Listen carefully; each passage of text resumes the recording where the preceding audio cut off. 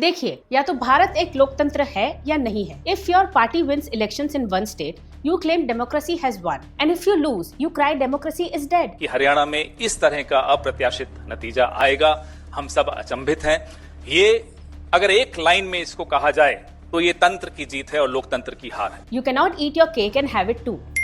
कांग्रेस द्वारा आयोजित annual legal conclave में विपक्ष के नेता राहुल गांधी ने चुनाव आयोग की ईमानदारी पर फिर सवाल उठाए। भैया ये बोल मत देना। राहुल गांधी ने दावा किया कि भारत में इलेक्शन सिस्टम पहले ही खत्म हो चुका है। Because the truth, my friends, is that the election system in India is already dead.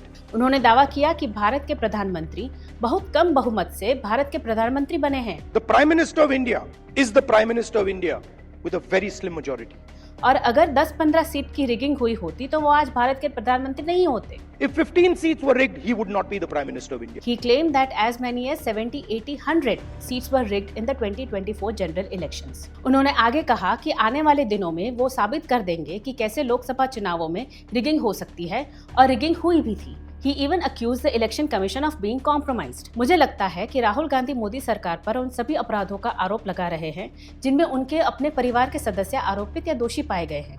जिस तरह से उनके पिता बोफोर स्कैम में आरोपित थे, उसी तरह राहुल गांधी ने 2019 के चुनावों में राफेल का मुद्दा उठाया था। 1971 में उनकी दादी पर इलेक्शन फ्रॉड का आरोप लगा था और उन्हें दोषी ठहराया गया था। इंदिरा गांधी ने 1971 के चुनावों में सोशलिस्ट लीडर राज नारायण को हराकर रायबरेली सीट जीती थी। Narayan moved the Allahabad High Court and accused Indira Gandhi of electoral malpractice and violation of the Representation of the People's Act. On 12th June 1975, the court held Indira Gandhi guilty of electoral malpractice, that she has used state machinery for election work. Justice Jagmohan Sinha declared Indira Gandhi's election null and void, banning her from holding any elected position for next 6 years. जो इंदिरा गांधी ने किया था, उसी का आरोप राहुल गांधी नरेंद्र मोदी पर लगा रहे हैं। देखिए, राहुल गांधी ने अपनी दादी और अपने पिता को इस देश पर अंडर कॉन्स्टिट्यूशनल ओथ राज करते देखा है, और वैसे ही उन्होंने अपनी माता और अपने चाचा को बिना किसी ओथ के एक्स्ट्रा कॉन्स्टिट्यूशनल अथॉरिटी बनकर राज करते हुए भी देखा है। राहुल गांधी इन दोनों फॉर्म ऑफ रूल के सबसे आइडियल रिप्रेजेंटेटिव है। वो यूपीए के दौरान बिना कोई जिम्मेदारी लिए कैबिनेट के फैसले फाड़ चुके हैं और कांग्रेस पार्टी में बिना पद लिए चला रहे हैं। अब ऐसे व्यक्ति को किसी संविधान या नियम में क्या ही आस्था होगी? So what Rahul Gandhi has been doing is just to create doubt